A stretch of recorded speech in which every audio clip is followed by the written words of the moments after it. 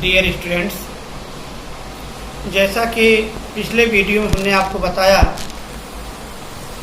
कि हम लोगों का जो टॉपिक चल रहा है वो इंग्लिश प्रोज का सेकंड चैप्टर है, a letter to God, G L Fuentes के द्वारा लिखा हुआ। हम लोगों ने इस लेसन में देखा, अब तक ये देखा कि लेंचो नामक एक किसान है जो बहुत ही मेहनती है। अकेले निचली पहाड़ी की चोटी पर उसका घर है। फसल तैयार थी, दाने अभी पूर्ण रूप से तो नहीं पके थे। एक हल्की बारिश या भारी बारिश की आवश्यकता भी थी फसल को। लेखक लेंचो अनुमान भी लगाया था कि ऐसा हो सकता कि बारिश हो जाए, और बारिश शुरू भी हो गया। लेंचो इतना खुश हुआ कि बड़ी बूंदों को 10 और छोटी बूंदों को 5 का सिक्का कर डाला। बहुत खुश है। इस समय तक लेंचो का हृदय बड़ा आनंदित है, क्योंकि जिस फसल को जिस चीज की जरूरत थी वो बिल्कुल मिल रही थी। बहुत अच्छा था। और इस क्रम में जो है अब वो देख रहा है कि आगे कहानी में क्या घटना घटती है। तो हम लोग तीसरे पैराग्राफ से इसमें अध्ययन करेंगे कि तीसरे पैराग्राफ में क्या लिखा गया है। तो यहां से आप लोग देखिए, with A satisfied expression he regarded the field of ripe corn with its flowers draped in a curtain of rain with a satisfied expression, यानी बड़े संतोष के भाव में, यानी बहुत ही संतोष के साथ, ऐसे भाव कि बिल्कुल संतुष्ट भाव हो। He regarded the field of ripe corn, वो अपने खेतों की ओर देखा। वो खेत जिसमें अनाज के दाने लगे थे, फ्लावर्स लगे हुए थे, अपने खेत की तरफ देखा। और draped in a certain of rain, वो अनाज के दाने, वो फूल जो कि फसल पर पूर्ण रूप से लदा हुआ था। Draped in A curtain of rain, यानी वर्षा तो शुरू हो गई थी, अर्थात जैसे वर्षा की चद्दर उस फसल को ढक ली हो, अर्थात जैसे फसल वर्षा की चद्दर में लिपट गया हो, अर्थात जिस चीज की आवश्यकता थी फसल को वो पूर्ण रूप से उसे मिल गया। अर्थात एक भारी बारिश से मानो वो पूरा जो फसल था वह पूर्ण रूप से मानो जैसे वर्षा की चादर में लिपट गया हो, यानी वो जो अनाज से लदा हुआ खेत था वो वर्षा की चादर से लिपट गया, अर्थात चारों तरफ पानी ही पानी हो गया। बहुत अच्छा महसूस कर रहा है इस समय, बड़ी संतुष्ट रूप से अपने खेत की तरफ लेंचो देख रहा है, बहुत खुश है। But suddenly a strong wind began to blow, लेकिन अचानक तेज हवा चलने लगा। यानी but suddenly a strong wind began to blow, अचानक तेज हवा चलने लगी। And along with the rain, और उस वर्षा के साथ साथ very large hail stone began to fall, very large hail stones began to fall, अर्थात बड़े बड़े ओले गिरने लगे। वर्षा थी तब तक तो ठीक था, लेकिन वर्षा के साथ साथ बड़े बड़े ओले गिरने लगे। These truly did resemble new silver coins, ये ओले बिल्कुल चांदी के सिक्के की तरह लग रहे थे। ये ओले जो भी ओले पड़ रहे थे मानो जैसे सचमुच चांदी के सिक्के पड़ रहे हो, गिर रहे हो। The boys exposing themselves to the rain, बच्चे उस वर्षा का आनंद उठाने के लिए बाहर निकल पड़े। The boys exposing themselves to the rain, बाहर भीगने लगे, बाहर भीगने के लिए बाहर निकल गए। To collect the frozen pearls, और वो जो जमे हुए मोती थे, अर्थात मोती की तरह जो बर्फ थे, ओले बर्फ, उसे कलेक्ट करने के लिए, एकत्रित करने के लिए, जो बिल्कुल मोती की तरह दिखाई दे रहे थे, लग रहे थे, बच्चे बाहर उस बारिश में निकल गए।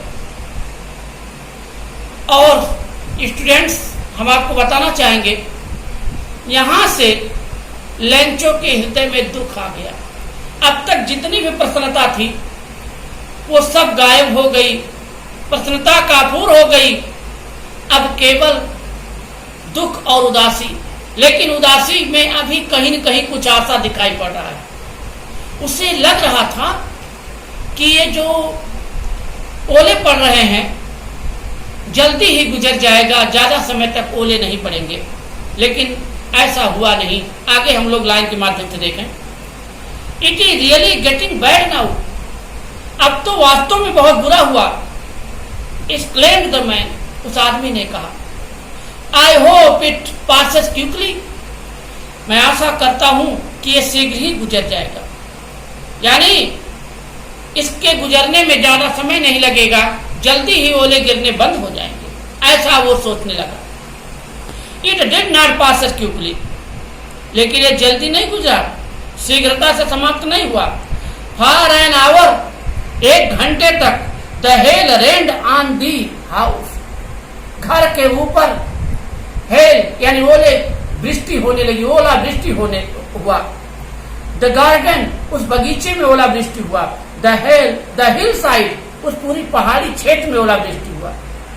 द कॉर्न फील्ड, वो यानी अनाज वाला जो उसका खेत था जिसमें उसके फसल तैयार हो रहे थे।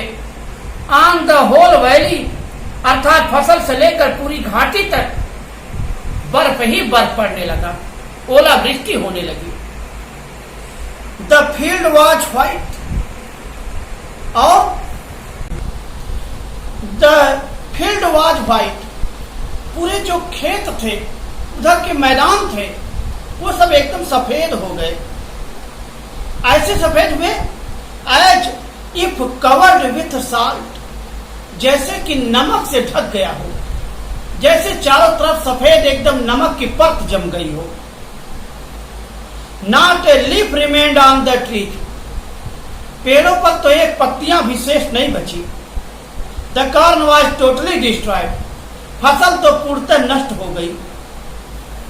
The flowers were gone from the plants, पौधों में जो पत्तियां लगी हुई थी, जो फूल, the flowers were gone from the plants, पौधों से जो फूल थे वो गायब हो गए, अर्थात वो टूट के गिर गए, वो भी समाप्त हो गए, चले गए।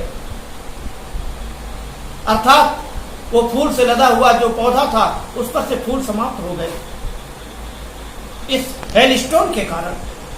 Lencho soul was filled with sadness, Lencho का हृदय दुख से भर गया। इस पॉइंट पर लेंचो बहुत ज्यादा दुखी हुआ, क्योंकि पहले तो सोच रहा था कि हो सकता ओला वृष्टि जल्दी समाप्त हो जाए, लेकिन ऐसा हुआ नहीं। अब वो बहुत दुखी हो गया। When the storm had passed, और जब तूफान समाप्त हुआ, गुजरा, he stood in the middle of the field, तब वो अपने खेत के मध्य भाग में खड़ा हुआ। and said to his sons, और अपने लड़कों से कहा, a plague of locusts would have left more than this, टिड्डियों का झुंड भी आता तो शायद इससे ज्यादा बच जाता, यानी टिड्डियों का झुंड भी आ जाता तो शायद फसल कुछ बची ही रहती, कुछ जरूर इससे ज्यादा बचती। This hail has left nothing, लेकिन इस ओलावृष्टि ने तो कुछ भी नहीं छोड़ा। This year we will have no crop, इस साल हम लोगों के पास कोई फसल नहीं होगी, यानी इस साल अनाज नहीं होगा, हम लोगों के पास खाने के लिए कोई भी अनाज नहीं होगा, अनाज नहीं मिल पाएगा, ऐसा वो अपने मन में सोचा और पूरे दुख से उसका हृदय भर गया। फिर स्टेट हम लोग अगले पैराग्राफ में देखेंगे।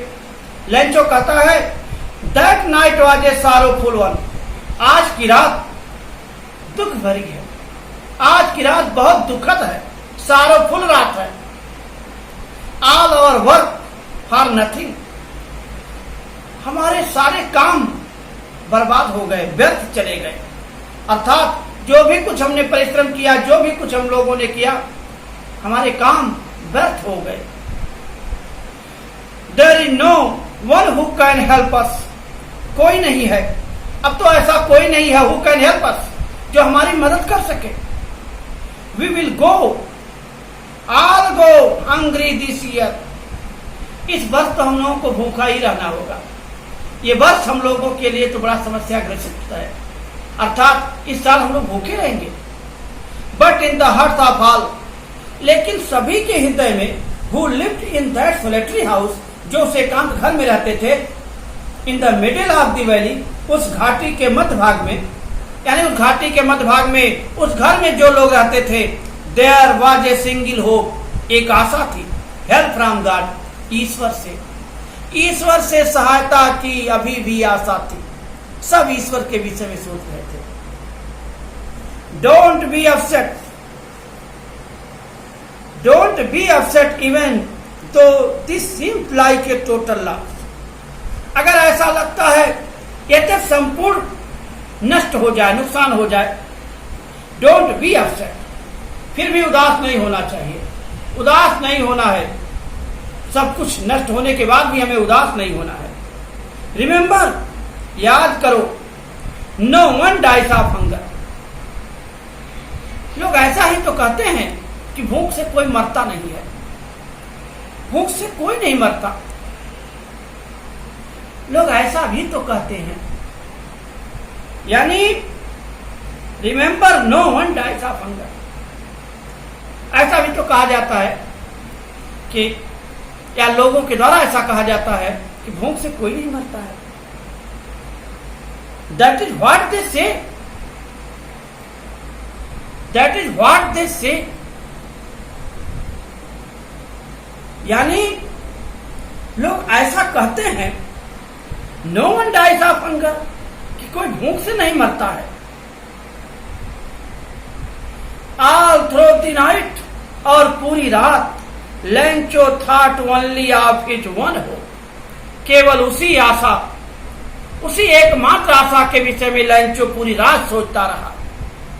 द हेल्प ऑफ गॉड, ईश्वर की सहायता से, यानी ईश्वर की सहायता के लिए, ईश्वर से सहायता लेने के लिए, ईश्वर की सहायता या ईश्वर से कुछ प्राप्त करने की आशा के विषय में सोचता रहा। Whose eyes, जिसकी आंखें, यानी जिस गॉड की आंखें, as he had been instructed, यानी भगवान की जो आंखें होती वो हर चीज देखती है, सब कुछ उन्हें दिखाई देता है। सीज एवरीथिंग, सब कुछ वो देखती है। Even what is deep in one's conscience, even what is deep in one's conscience, यहां तक कि किसी के अंतःकरण में क्या है, किसी की अंतरात्मा कैसी है, मन में क्या चल रहा है, हृदय में क्या चल रहा है, क्या सोच रहा कोई, ऐसा भी तो गॉड समझता है और जानता है, उसकी आंखें वो भी जानती है। स्टूडेंट, हम लोग इसके अगले पैराग्राफ में ये देखेंगे कि अब लेंचो का सामान्य जीवन वास्तव में था कैसा। उधर तो Lencho was an ox of a man, यानी लेंचो इतना मेहनती था कि यहां पर उसे कहा गया Lencho was an ox of a man, एक आदमी के रूप में वह बैल की तरह था, अर्थात तो बैल की तरह काम करता था। वर्किंग लाइक एनिमल, यानी खेत में जानवर की तरह ही काम करता था। इन द फील्ड, यानी खेत में लेंचो एक जानवर की तरह ही काम करता था, बैल की तरह। But still he knew how to write, लेकिन फिर भी वह लिखना जानता था, उसे मालूम था कैसे लिखा जाता है। The following Sunday at break day, अगले संडे को, यानी अगले रविवार को, at break day, at day break, ध्यान दीजिएगा थोड़ा सा, एट डे ब्रेक, इसका मतलब रविवार की सुबह ही began to write a letter, वह पत्र लिखना शुरू किया, which he himself would carry to town, यानी जो पत्र उसने लिखना प्रारंभ किया,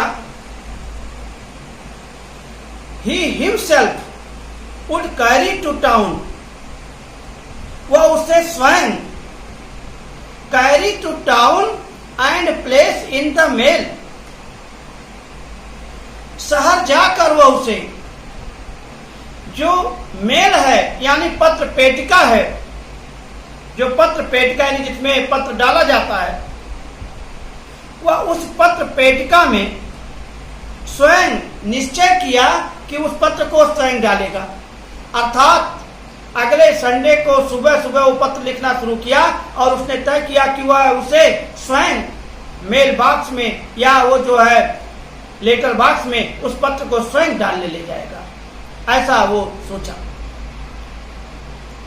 it was nothing less than a letter to God, यह पत्र किसी और को नहीं, किसको था? केवल भगवान को था। यानी यह पत्र और कुछ नहीं बल्कि भगवान के नाम का पत्र था, भगवान को लिखा गया पत्र था। गॉड ही रोट, उसने लिखा ईश्वर, भगवान, if you don't help me my family and I will go hungry this year, यानी यदि आप मेरी मदद नहीं करोगे तो मैं और मेरा परिवार इस साल भूखे रह जाएंगे। I need 100 pesos in order to sow my field again, अपने खेत को दोबारा बोने के लिए हमें 100 पीसोस की जरूरत है। वो जो है 100 पीसोस की मांग किया था। एंड टू लिव, और अपने आप को सर्वाइव करने के लिए, परिवार को सर्वाइव कराने के लिए यानी जीवित रखने के लिए। अनटिल द क्रॉप कम, जब तक कि फसल दोबारा तैयार होकर कट नहीं जाती है। बिकॉज द हेल स्टोन, क्योंकि ओलावृष्टि, आगे डैश है, मतलब ओलावृष्टि ने सब कुछ नष्ट कर दिया है, कुछ हम लोगों के पास है नहीं, इसलिए हे गॉड, आपके अलावा और कौन मदद करेगा, इसलिए आप 100 पीसोस से हम लोगों की मदद कीजिए जिससे कि हम खेत को दोबारा बो सकें और जब तक फसल नहीं तैयार होती है तब तक अपना जीवन यापन कर सकें। और इस प्रकार से वो भगवान के नाम एक पत्र लिख लिया और अपनी समस्या, अपनी प्रॉब्लम भगवान के सामने रखना चाहता है और वो पत्र तैयार है। अब वो उसे किस तरीके से पोस्ट ऑफिस तक पहुंचाता है, फिर अगले स्टेप में कौन सी घटना घटती है, क्या होता है, तो अभी तक हम लोगों ने देखा। शार्ट में फिर से सुन लीजिए आप लोग 2 मिनट के अंदर कि लैंचो नामक एक किसान था जिसका घर एक निचले स्तर की पहाड़ी की चोटी पर था। उसका परिवार वहां अकेले रहता था, यानी एक ही उसका जो है वहां घर था। फसल उसकी ओलावृष्टि से नष्ट हो जाती है, सभी लोगों का हृदय दुख से भर जाता है, लेकिन फिर भी उसे ये याद आता है कि कोई भूख से नहीं मरता, लोग तो ऐसा भी कहते हैं। अर्थात सब लोग उस गॉड की सहायता के विषय में सोचते हैं और जानते हैं कि भगवान की आंखें हर चीज देखती हैं, यहाँ तक कि लोगों के अंतःकरण को भी देखती हैं। और वह बड़े दुखी मन से भगवान को एक पत्र लिखता है ये बताने के लिए कि जब तक फसल को अगले यानी नेक्स्ट बोने के लिए और फिर जब तक तैयार नहीं हो जाती तब तक परिवार की जीविका चलाने के लिए 100 पीसोस की आवश्यकता है। इसलिए वह जो है ईश्वर से अपने पैसे की डिमांड करते हुए, यानी पैसे की डिमांड करते हुए अपनी समस्या लिखता है। अब आगे क्या घटना घटती है, इसमें हम आपको अगले वीडियो के माध्यम से इसे हम बताएंगे। Thank you.